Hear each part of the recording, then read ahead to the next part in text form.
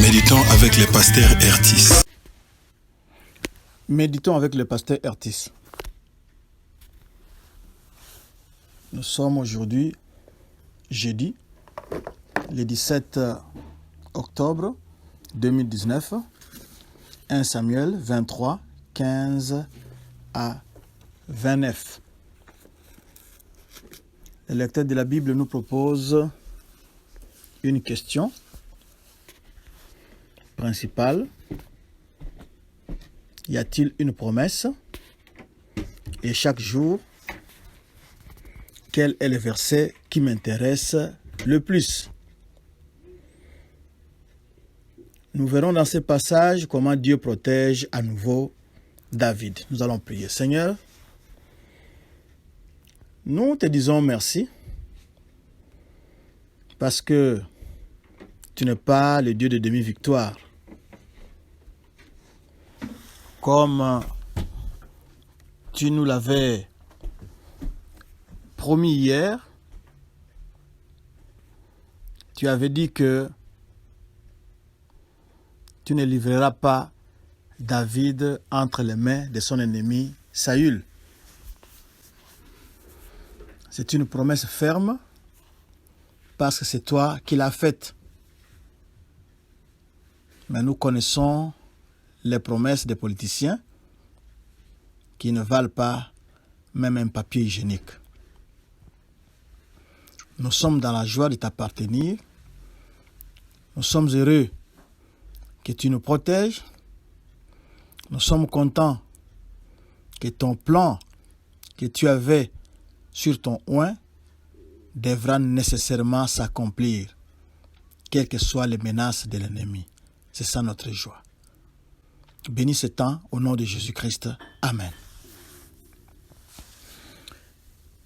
Shalom, bien-aimés. Nous voulons commencer notre méditation avec le verset 15. Au verset 15,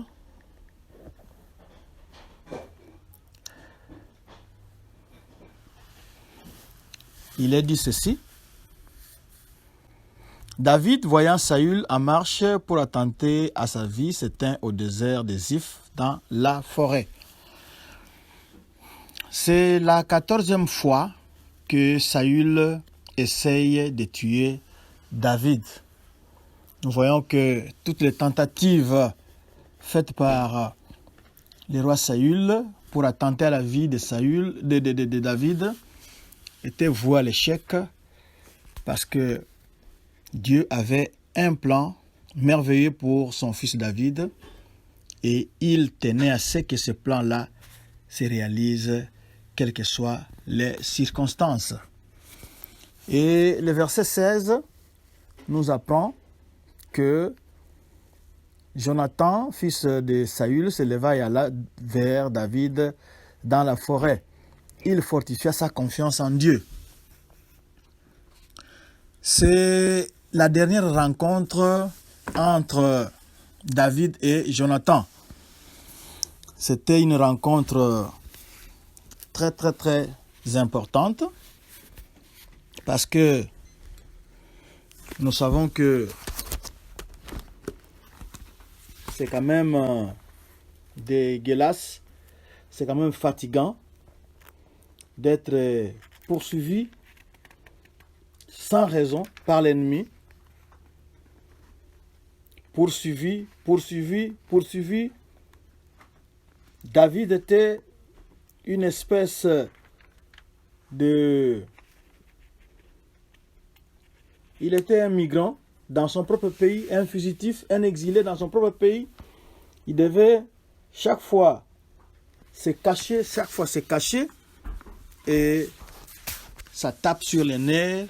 On peut être découragé, on peut même tenter de se demander où est Dieu, qu'est-ce qu'il fait pendant tout ce temps-là pour que l'ennemi puisse vous traquer de la sorte, pour que l'ennemi puisse vous oppresser, pour que l'ennemi puisse vous malmener de la sorte.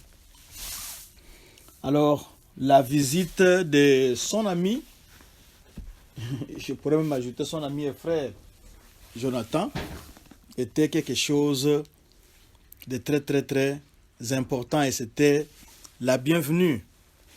Qu'est-ce que Jonathan est parti faire là où se trouvait David? Le verset nous dit, il fortifia sa confiance en Dieu. Nous avons besoin de pareils amis qui sont là pour vous fortifier, pour vous encourager à continuer à croire en Dieu, à continuer à espérer en Dieu, à continuer à s'attendre à Dieu, parce que Dieu n'est pas un fils d'homme pour se repentir.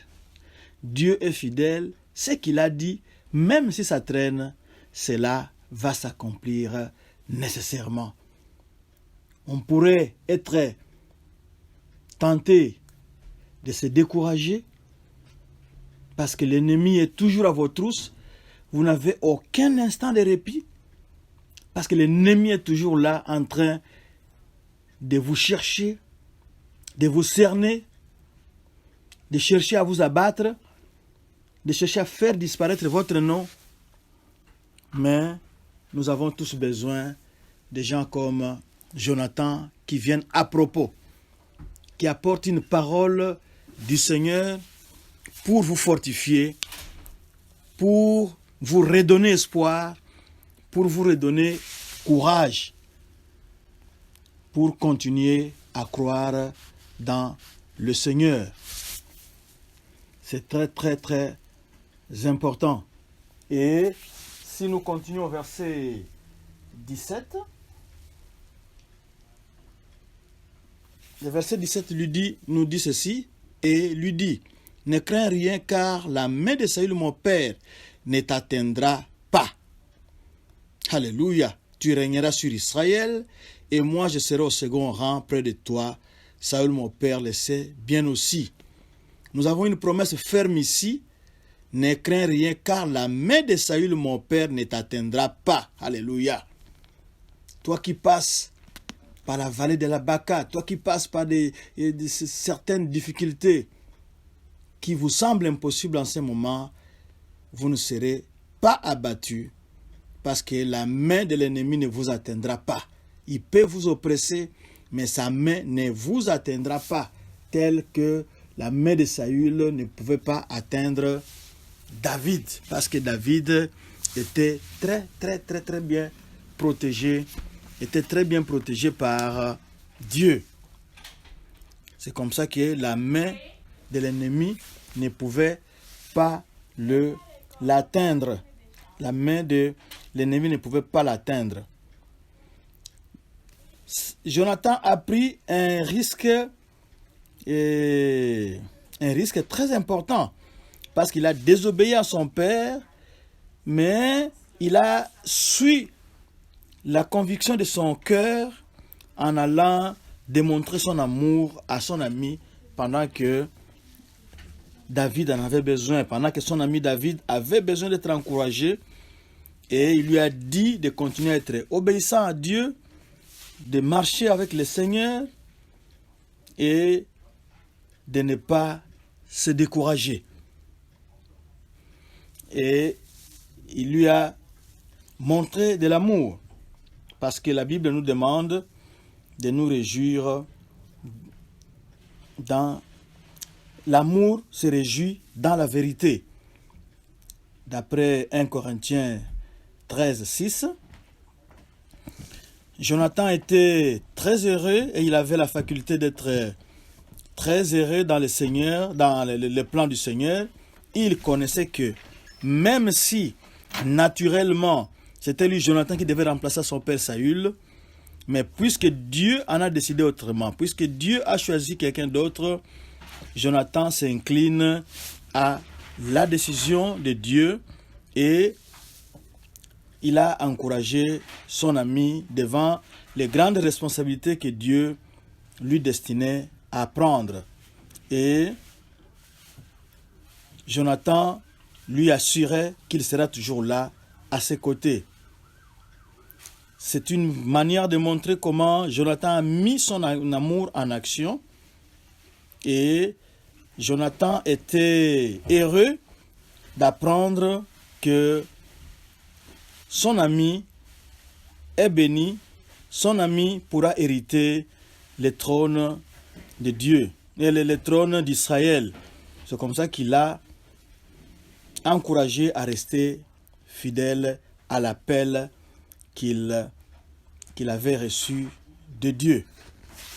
Même si Jonathan peut-être ne sera pas proche de David physiquement, mais au moins si on sait qu'il y a des amis qui sont proches de vous en prière, c'est quand même un grand encouragement, c'est quand même une très très très grande bénédiction et une source de réconfort pour vous qui passez par de pareilles situations.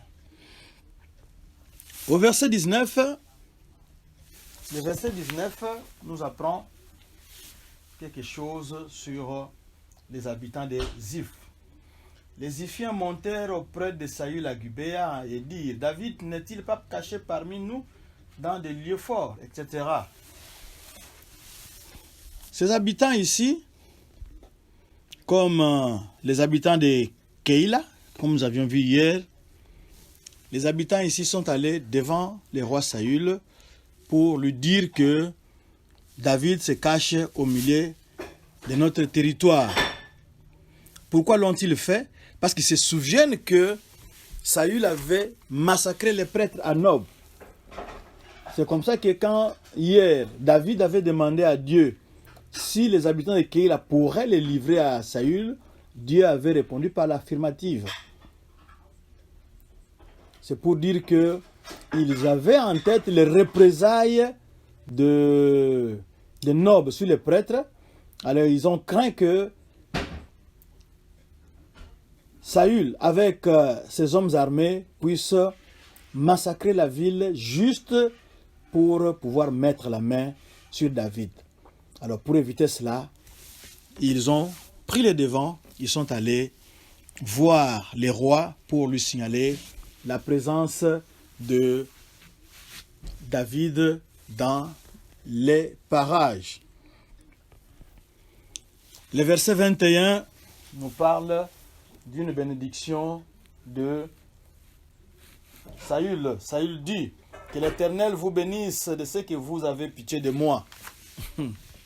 Ça, c'est le roi Saül qui bénit les habitants de Ziph. Il les bénit. C'est une bénédiction, nous pourrons dire, ironique.